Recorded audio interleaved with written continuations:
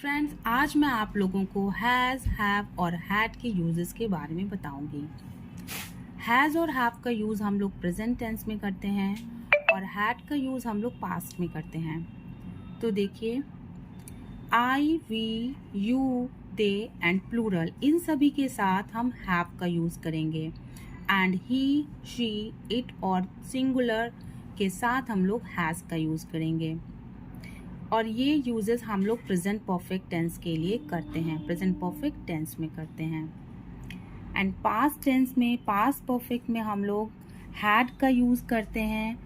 और देखिए, कोई भी नाउन हो, कोई भी प्रोनाउन हो या सिंगुलर प्लूरल कुछ भी हो, हम लोग सभी के साथ हैड का यूज़ करते हैं पास्ट परफेक्ट में।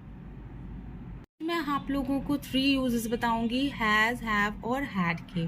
तो हमारा पहला यूज़ है हैज़, हैव और हैड का, जिसका हिंदी मीनिंग होता है पास या रखना। प्रेजेंट में भी यही होगा और पास या रखना पास्ट में भी यही होगा। तो और लास्ट का केवल एक अक्षर चेंज होता है, जिसकी वजह से हम लोग समझ पाते हैं हिंदी सेंटेंस में कि ये पास्ट का है कि प्रेजेंट का है। प्रेजेंट में है, हूँ से हम लोग समझते हैं कि ये प्रेजेंट का सेंटेंस है, और पास्ट के सेंटेंस के लिए था, थी और थे से समझते हैं। चलिए एग्जाम्पल से समझते हैं। मेरे पास एक किताब है, या फिर मैं एक किताब रखती हूँ। हिंदी में देखिए, पास आया है और दूसरे वाले सेंटेंस में रखती हूँ आया है। तो दोनों सेंटेंस हिंदी में हम लोग ऐसे 2 तरीके से बोल सक रहे हैं, लेकिन इंग्लिश में हमारा एक ही सेंटेंस होगा, वो होगा आई हैव अ बुक। मैं और मेरे की मीनिंग के लिए मैंने आई यूज़ किया है, और आई के साथ हैव यूज़ होता है, इसलिए पास या रखती हूँ का मीनिंग हैव आया है। एंड एक किताब के लिए a book, I have a book.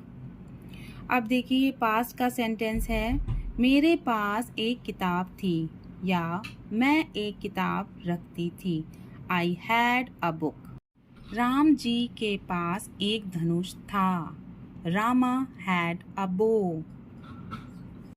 Use number 2, present में हम लोग हैज़ टू या हैव टू का यूज़ करेंगे और पास्ट में हैड टू का यूज़ करेंगे।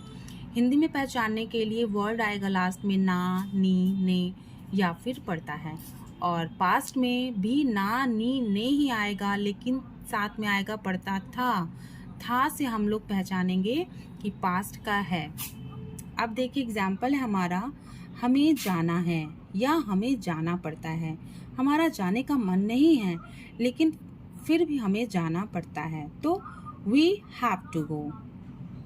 हमें जाना था या हमें जाना पड़ता था मीन्स ये पास्ट का है, तो वी हैड टू गो। उसे खाना खाना है, ही और she has to eat food. लड़का है तो ही, लड़की है तो she has to eat food. उसे खाना खाना था, he had to eat food या she had to eat food। देखिए यूज नंबर 3, यूज नंबर 3 है हमारा will have to।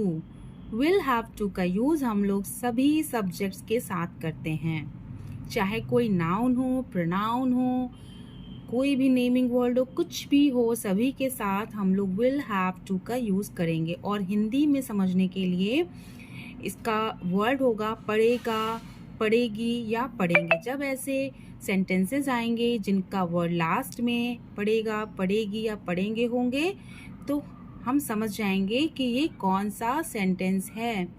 अब देखिए एग्जाम्पल से समझते हैं।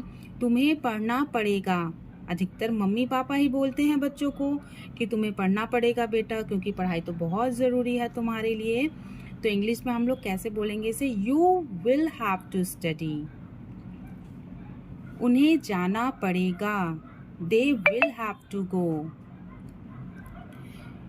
अध्यापक को पढ़ाना पड़ेगा, teacher will have to teach. लड़कों को कमाना पड़ेगा, boys will have to earn.